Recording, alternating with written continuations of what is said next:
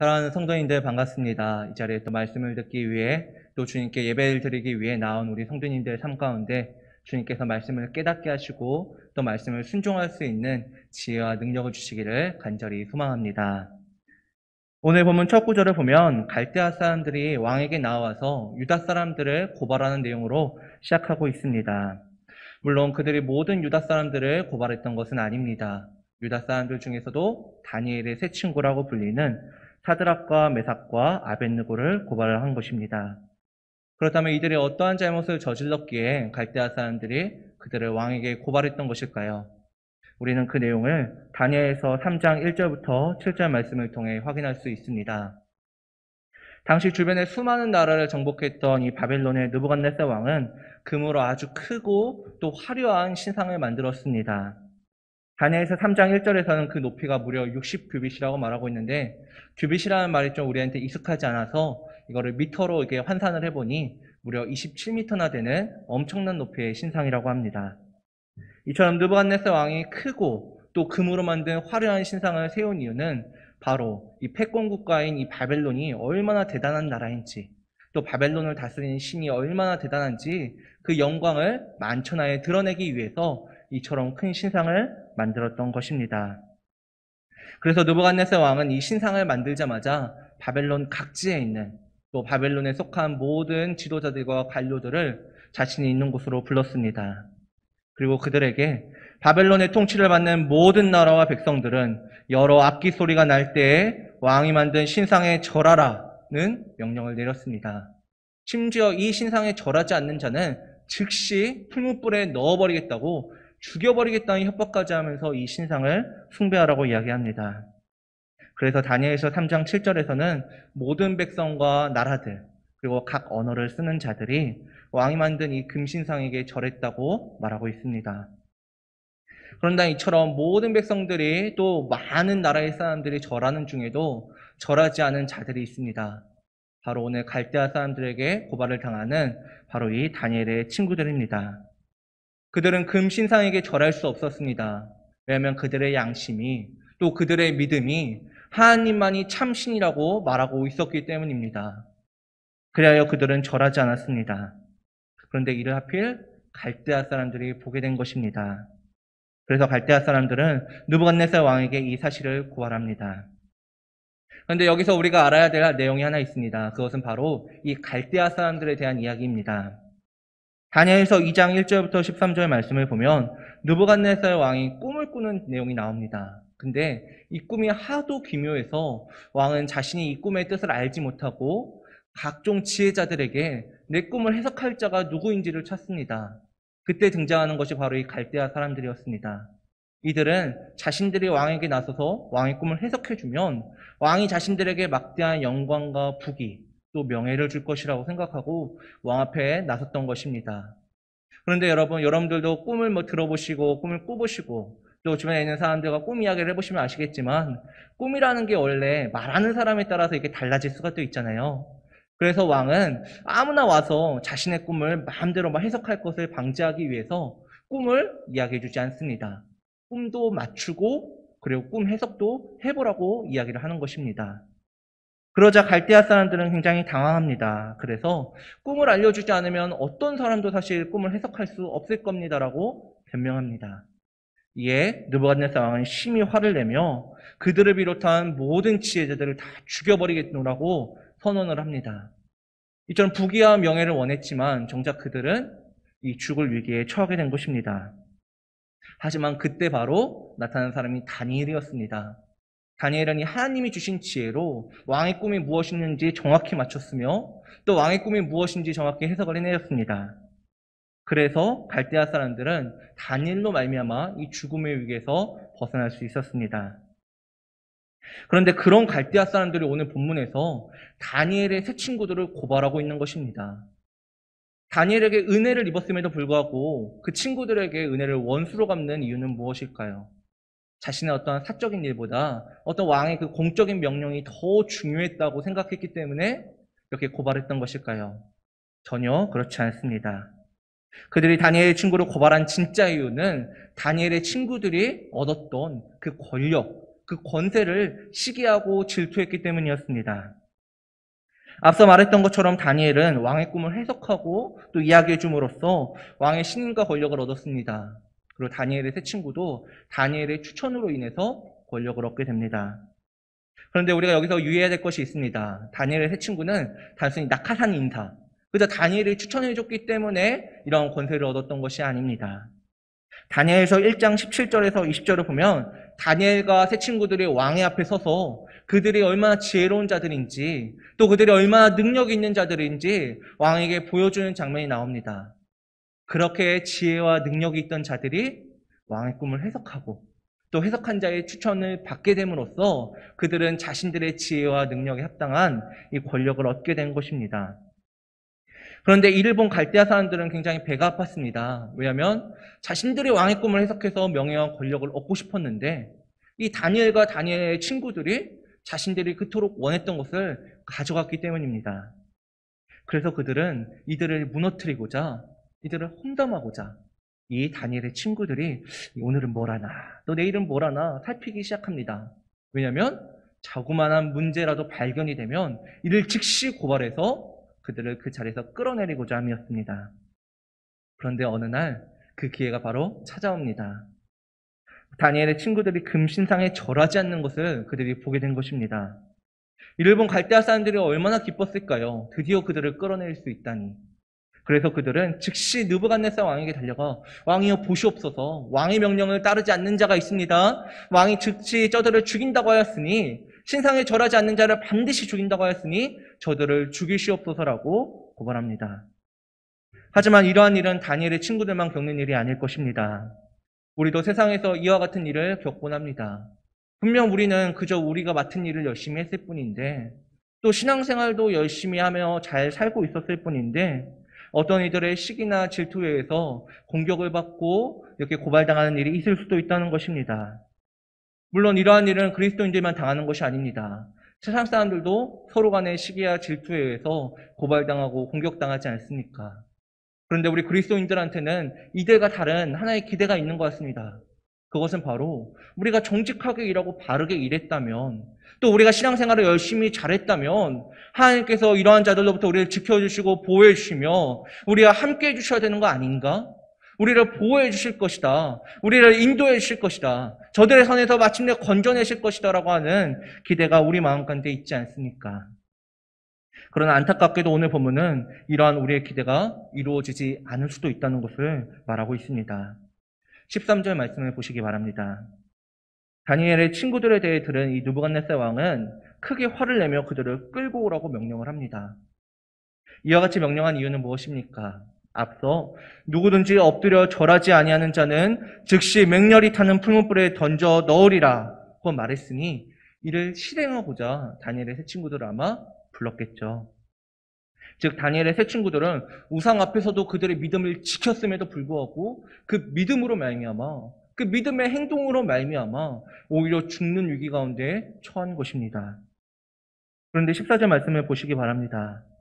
느부갓네살 왕은 자신 앞에 끌려온 다니엘의 친구들을 자신의 말대로 즉시 풀문불에 넣지 않습니다. 오히려 형벌을 잠시 멈추고 그들에게 질문을 던집니다. 물론 그들이 정말로 절하지 않았나 한번 알아보기 위해서 질문하는 것이라 생각할 수 있습니다. 그런데 단순히 진위 여부를 알아보기 위한 질문이라고 하기엔 이상한 점이 있습니다.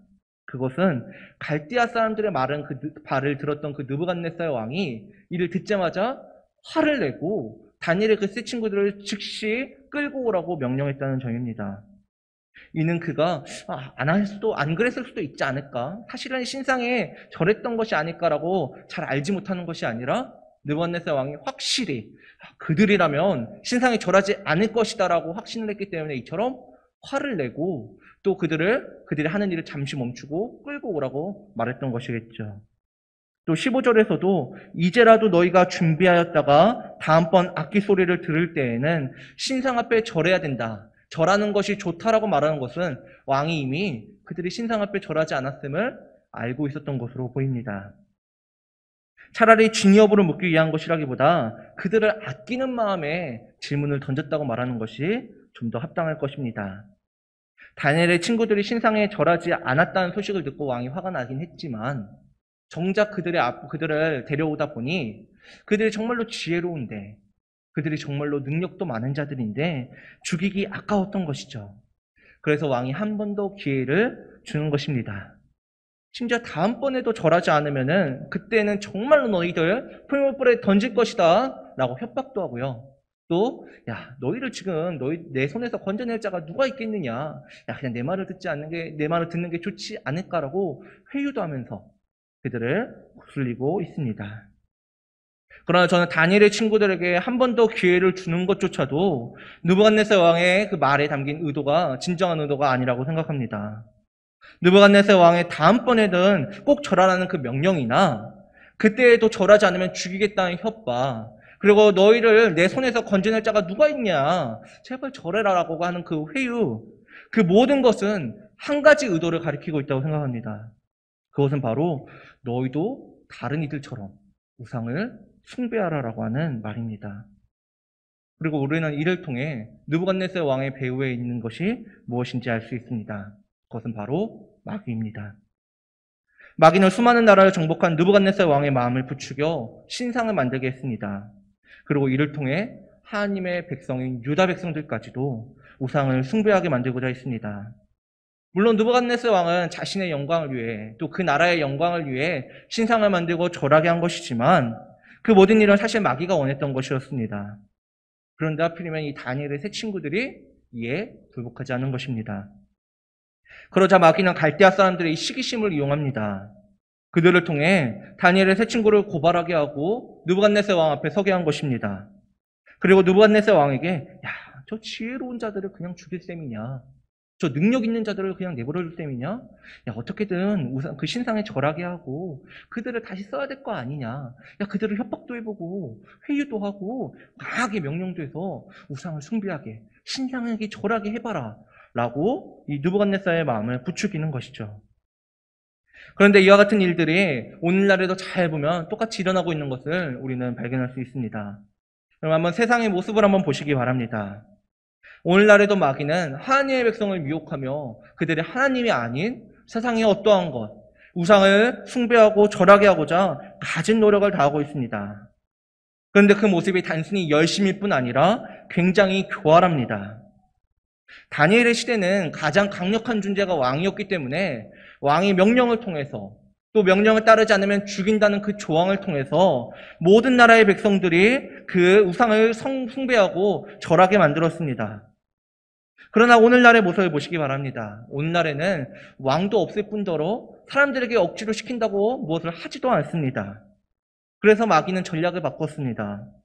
억지로 무언가를 강요하는 것이 아니라 사람들이 혹할 만한 아름다운 것들을 가판대 벌려놓듯이 잔뜩 벌려놓고 이 중에 너가 하나를 선택하라고 하는 것입니다. 너가 이 중에 아무거나 하나를 선택해서 돈이나 명예, 권력, 건강, 인간관계 등 이 중에 너가 원하는 것을 하나 골라봐라. 그리고 그것을 너의 마음의 신으로 삼고 그것으로 너의 마음의 신상을 세우고 그것을 섬기며 그것을 추구하며 살라고 우리에게 이야기합니다. 심지어 그것이 없으면 또 그것을 잃으면 너는 죽을지도 모른다. 그것이 없는 삶이 너의 삶이 과연 제대로 이루어질 수 있겠느냐라고 우리를 협박하고 겁박하기도 합니다. 이것뿐만이 아닙니다. 다니엘의 때에는 나팔과 피리와 수금, 사명금, 양금, 생황 및 모든 악기 소리를 듣고 그들은 절을 해야 했습니다. 그러나 오늘날에는 각종 TV와 뉴스, 신문, 그리고 영상, 책, 예술 등 다양한 분야에서 외치는 소리를 통해 야, 너의 삶은 한 번뿐인데 뭐하러 하나님을 위해 사느냐? 너가 좋아하는 거, 너가 사랑하는 거, 그래서 너의 마음 가운데 그 신으로 모시는 그것을 위해 살라고 우리에게 미혹합니다. 예를 들면 돈이 좋아하는 사람이 TV를 보면서 이 돈 많은 사람의 삶을 보면서 역시 나도 돈을 벌어야 되겠다. 역시 돈이 최고야 라고 생각하게 만드는 것 말입니다. 또한 마귀는 우리 주변에 있는 영향력 있는 사람들 또는 친한 사람들의 말을 통해 하나님이 아닌 내가 원하는 것을 따라 살도록 회유하고 또 협박하기도 합니다. 그렇다면 우리는 이러한 마귀의 교활한 공격에 또 꾸준하고 부단한 노력에 어떻게 저항할 수 있을까요? 다니엘의 친구인 이 사드락과 메삭과 아벳느고는 우리에게 그 방법을 보여주고 있습니다. 16절 말씀을 한번 보시기 바랍니다. 다니엘의 친구들은 왕의 명령과 협박 그리고 회유에도 불구하고 우상 숭배하는 것을 거절합니다. 이는 다니엘의 친구들이 왕의 한 말을 그저 농담으로, 그저 우스갯소리로 여겼기 때문이 아닙니다. 그들은 왕이 세운 관리로서 누구보다도 왕이 말한 것은 그대로 이루어진다는 것을 분명히 알고 있었을 것입니다. 그럼에도 이들이 죽을지도 모르는데, 정말로 자신의 목숨을 잃을지도 모르는데 왕의 명령을, 그 신상을 절하라는 명령을 거부하고 거절한 이유가 무엇입니까? 다니엘의 친구들은 이에 대해서 다음과 같이 이야기합니다. 17절입니다. 왕이여, 우리가 섬기는 하나님이 계시다면 우리를 맹렬히 타는 풀무불 가운데에서도 능히 건져내시겠고 왕의 손에서도 건져내시리이다. 언뜻 보면 그들의 말은 하나님이 계시면 우리가 살겠고 또 하나님이 계시지 않다면 우리가 죽지 않을까요? 라는 우유부단한 말처럼 보입니다. 그러나 그들의 말은 하나님이 계시면 살 수도 있지 않을까 하는 막연한 기대가 아닙니다. 그들은 무엇보다 확실한 믿음에 자신의 생명을 걸었습니다. 그 믿음은 하나님께서는 반드시 살아계시며 그의 뜻에 따라 행하는 자들은 하나님께서 보호해 주신다고 하는 그 믿음입니다. 따라서 그들은 자신들이 풀무불 속에 들어가게 되더라도 살 것이라고 믿었습니다. 심지어 왕이 풀무불이 아니라 더한 것을 통해서 자신을 죽이겠다, 너희를 해치겠다라고 말해도 그들은 그러한 왕의 손에서부터 건진받을 것임을 믿었습니다. 그래서 이처럼 우상 숭배를 거절하고 있는 것이죠. 그렇다면 이들이 이처럼 확고한 믿음이 있음에도 불구하고 하나님이 우리가 섬기는 하나님이 계시다면이라고 하는 이러한 말을 하는 이유는 무엇입니까? 그것은 자신들의 말을 듣고 있는 그 느부갓네살 왕을 위함입니다. 조금 더 쉬운 예를 위해서 제가 조금 더 풀어서 한번 이야기해 보겠습니다. 하나님을 향한 이 믿음이 없는 이 느부갓네살 왕은 이 다니엘의 세 친구의 말을 들었을 때 이와 같이 아마 생각했을 겁니다. 야, 저들의 말대로 저들이 진짜 저 풀무불 속에서 살아난다면 하나님이 계실 수도 있겠다. 근데 그들이 살아나지 못한다면 하나님은 계시지 않는 것이겠지. 그리고 만약 이러한 생각 끝에 다니엘의 세 친구들이 정말 풀무불 속에 들어갔다 나오게 된다면 어떠한 일이 벌어지겠습니까? 아마 느부갓네살 왕에게는 이러한 생각이 들 것입니다. 그가 직접 보고 그가 직접 경험한 그 일로 말미암아 하나님은 정말로 살아계시겠구나. 그분은 정말로 역사하시고 자기의 백성을 구원하시는 분이구나라고 하는 분명한 생각이 느부갓네살 왕에게 들 것입니다. 이처럼 다니엘의 친구들은 죽음을 앞둔 그 순간에도 느부갓네살 왕이 하나님의 그 살아계심을 믿기를 바라며 이와 같이 하나님이 살아계시다면 우리를 살려주실게요 라고 이야기하며 그가 믿음을 갖기를 바라는 말로 이야기하는 것입니다. 사랑하는 성도 여러분, 여러분은 어떻습니까? 하나님께서 나를 보호해주고 지켜주실 것이라 기대하지만 정작 내 삶에 문제가 발생하였을 때 또한 그 문제가 점점 더 커져서 나의 삶과 생명을 뒤흔들고 우리 가족과 또 직장을 흔드는 그러한 상황을 우리가 마주하였을 때 여러분은 여전히 하나님은 정말로 살아계시며 그분은 그의 뜻을 따르는 자들을 보호하시는 분이라고 분명히 믿고 고백하실 수 있습니까? 이러한 믿음을 근데 갖는 것은 참으로 어려운 것 같습니다. 왜냐하면 하나님께서 보호해 주신다고 했는데 내 삶에 문제가 발생했기 때문입니다. 하나님께서 나를 지켜주신다고 했는데 내 삶의 문제가 줄어들기는커녕 점점 더 커져 내 삶과 생명을 위협하고 있기 때문입니다. 하나님께서 나를 보호해 주시지도 않는 것 같고 하나님께서 나를 지켜주시지도 않는 것 같은데 내가 왜 하나님을 믿어야 된단 말입니까? 그러나 우리는 문제가 발생하는 자신의 삶을 보며 하나님에 대한 믿음을 저버리기 전에 다음과 같은 질문에 답해봐야 합니다. 하나님은 우리를 무엇으로부터 보호해 주시는 분입니까? 많은 그리스도인들이 이 질문에 대하여 수많은 오답을 쏟아놓습니다. 그것은 바로 하나님께서 우리가 경험한 문제들, 우리가 상상할 수 있는 문제들, 우리가 예측하는 문제들, 또는 옆집에 누군가, 내가 아는 누군가가 겪었던 그 문제들로부터 우리를 보호하신다는 것입니다. 그러나 우리가 하나님의 보호하심을 이와 같이 생각한다면 우리 하나님은 실패한 하나님일 것입니다. 왜냐하면 신앙의 유무와 상관없이 모든 이들의 삶에는 고난과 문제가 발생하기 때문입니다. 그러나 우리가 하나님께서 나를 무엇으로부터 보호하시는지 알 때 우리는 하나님께서 단 한 번도 실패한 적이 없는 분임을 깨닫게 됩니다. 그것은 바로 죽음입니다.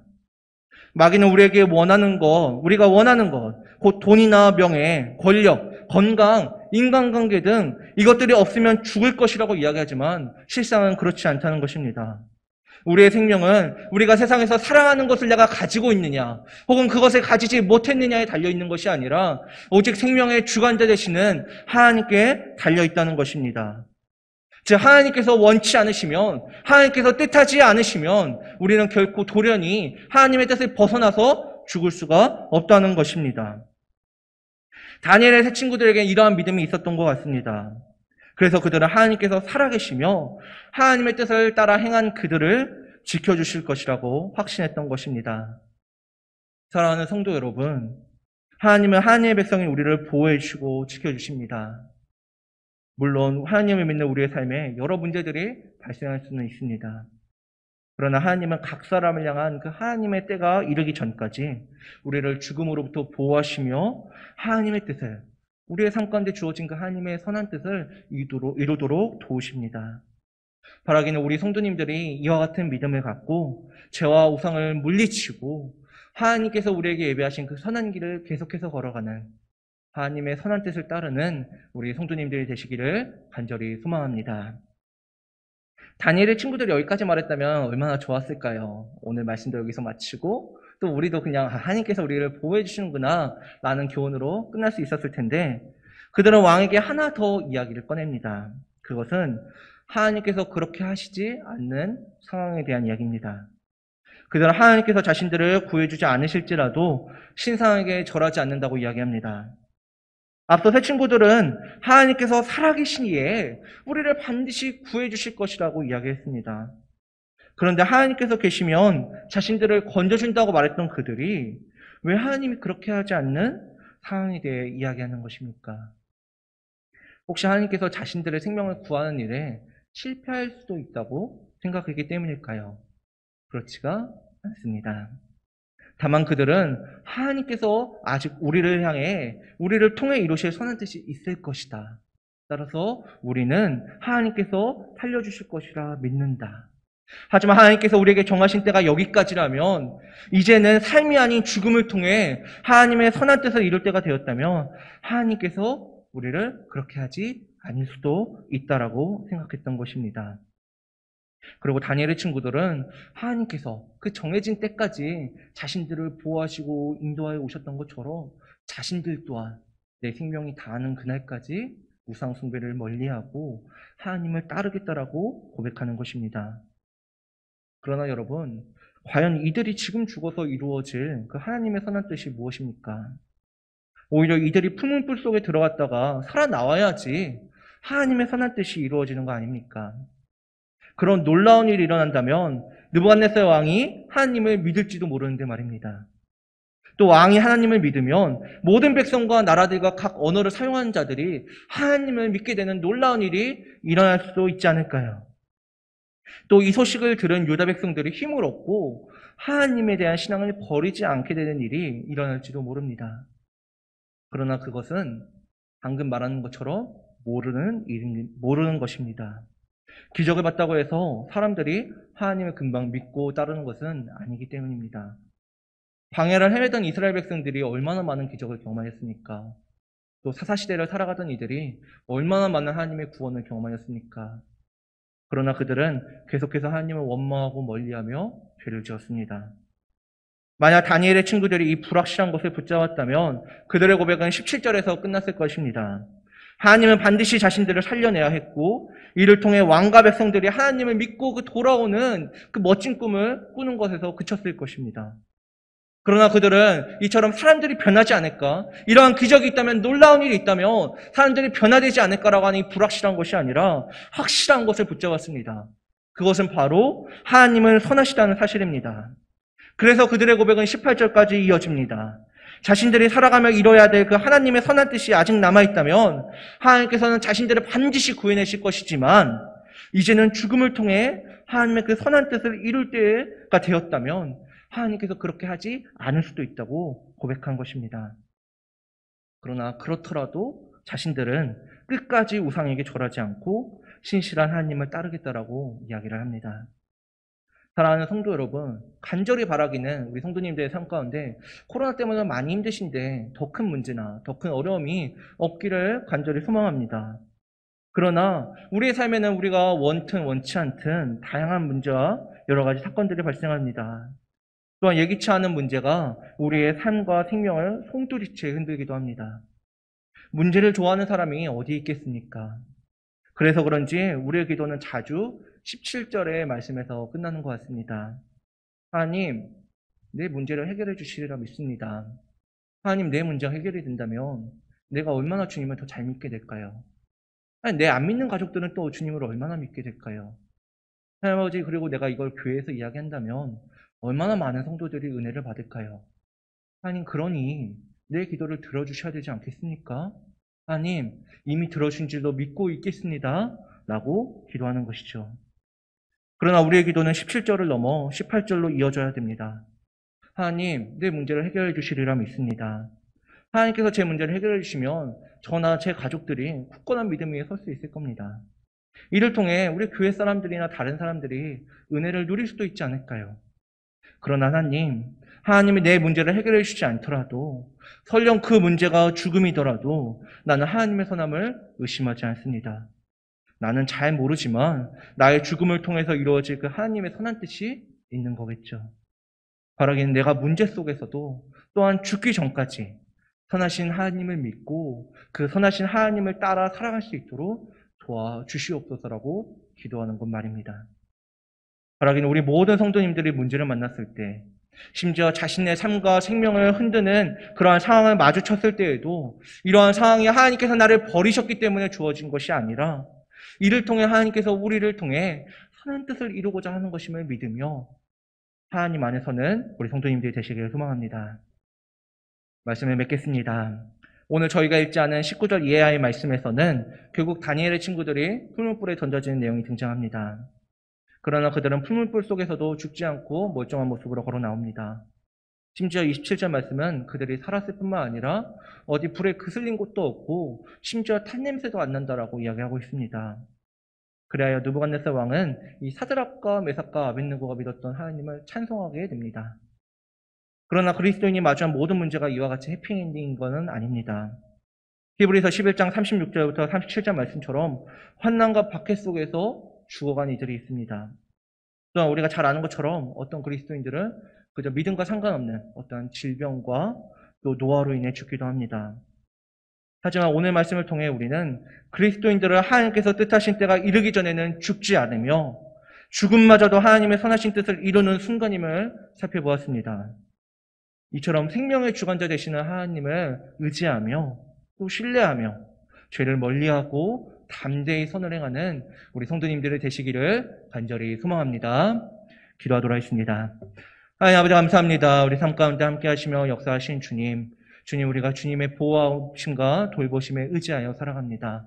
하나님 아버지, 우리의 삶이 우연히 또 우리의 어떤 노력에 의해서 지금까지 유지된 것처럼 보이지만 하나님 아버지, 사실은 생명의 주관자 되신 하나님께서 우리를 붙잡아 주셨기에 여태까지 이어져 왔음을 우리가 오늘 말씀을 통해 확인합니다. 하나님 아버지, 우리가 여러 가지 문제와 어려움을 만났을 때도 우리의 삶을 항상 지켜주셨던 주님을 기억하며 우리의 문제가 주님께서 돌연 우리에게 악하게 대하신 결과이거나 주님께서 우리를 잊으셨기에 우리를 버리셨기에 마주한 어려움이 아니라 우리를 통해서 선한 뜻을 이루고자 하는 하나님의 뜻이 있음을 우리가 믿으며 하나님 아버지, 선한 일을 행하는 것을 포기하지 않는 우리 성도님들 될 수 있도록 도와주시옵소서. 믿음대로 사는 것이 어렵지만 주님께서 있기에 가능합니다. 주님을 의지하며 사는 우리 성도님들을 함께 주시옵소서. 예수님의 이름으로 감사하며 기도드렸습니다. 아멘.